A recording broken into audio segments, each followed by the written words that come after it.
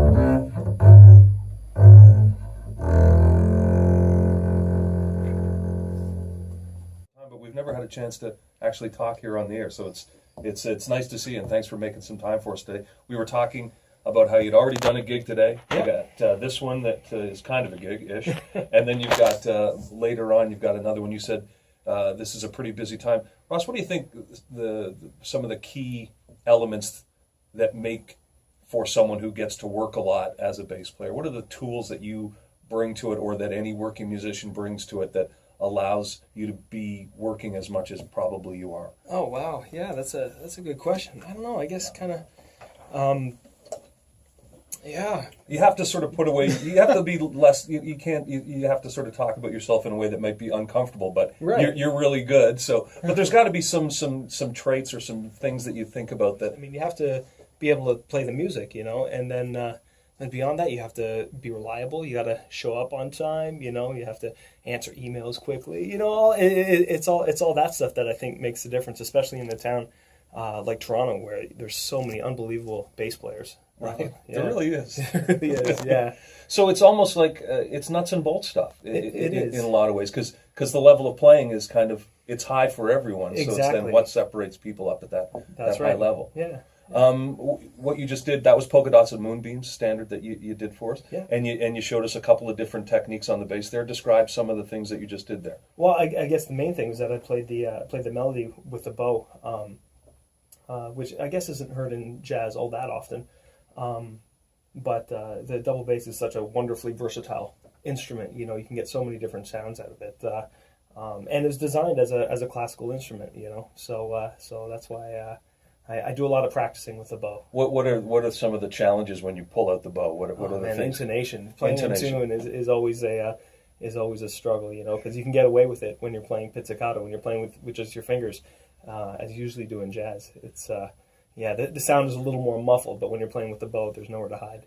Especially when there's when it's just a solo bass. And especially when I noticed that at some point you're playing in the range that where there is no more neck space, so your thumb is anchoring on the fretboard. Thumb position. Yeah, that's called thumb position, and I would think that adds another tier of challenge to it. That's right. Yeah, the higher you get, I guess the harder it is to play. Yeah. But especially, you get the sense that, I don't know if it's the bass, it's got to be in your hands, it's about your talent, but how beautiful the sound of the bass, just an acoustic bass is on its own, especially when you get down, when you bow those really low notes and hit those low notes, it fills the room. It is part of what you do as a musician is work on that sound, is develop that sound. Is that come through technique to get it bigger and bolder? Absolutely, it is. Yeah,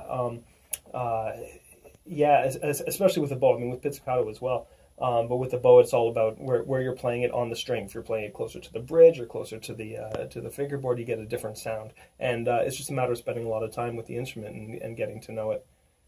Lots going on. We talked about the gig later on tonight, 120 Diner later tonight. Yeah. Who are you going to be there with? That's with Joanne Powell. Joanne Powell. And then what else? Tell me about your weekend. What's going on this weekend? Oh, gee, actually, this has been a busy week, especially for playing with singers. It started off, I was playing at the Jazz Bistro with Elvira Hopper, and she was great. And then I played with Julie Michaels a couple days ago, just bass and voice. Always fun. Absolutely. Last night was with Heather Bambrick. Who Never heard of her. Oh, really? Oh, yeah, good? She's great. Yeah, you good. should check her out. Right. Yeah. And I just played with Kat Bernardi, and then, like I said, tonight with Joanne Powell. Tomorrow I'm playing with Kelly Lee Evans. Great Kelly Lee Evans. Yeah, that's I'm really looking forward to that. First performance here in the city in a long time. She's going to be here tomorrow right around this time too. So Yeah. we'll find out how she feels about you in a personal way too tomorrow, Ross. So we'll look forward maybe to don't ask her about that. Okay. Yeah. So Kelly Lee, and then 120 again later on this weekend. Yeah. Well, I'm playing with Lila Bialy at the Waterloo Jazz Festival, and then I have to rush back into the city to play with Shannon Gunn. And then Tiffany Hannes after that. How does your family feel about all this? They don't remember what I look like. I can't imagine. Yeah. That's a full-on sked right there. Yeah. So you must be the go-to for vocalists. You got a special thing you're doing behind the singers It seems that way, yeah. But I really enjoy playing with vocalists, so maybe that comes through, and maybe that's why I get a lot of calls from singers. That is an extensive schedule. Ross, thank you so much for coming down in the middle of a chaotic time to play for us and share your talents. I thought we'd play a little something with you and Mark Kieswetter here on Green Dolphin Street. Always giving our best thoughts to Mark out there. And tell me a little bit about when you guys recorded this one. This was done 5 or 6 years ago at John Loach's place. And this is an arrangement that Mark did. He did a reharmonization of the standard Green Dolphin Street. And it was really great when he brought it in. It was like, man, we got to record this. This is really cool. Well, thanks again. Great to see you. Ross MacIntyre. Here's Green Dolphin Street with Mark Kieswetter on Jazz FM 91.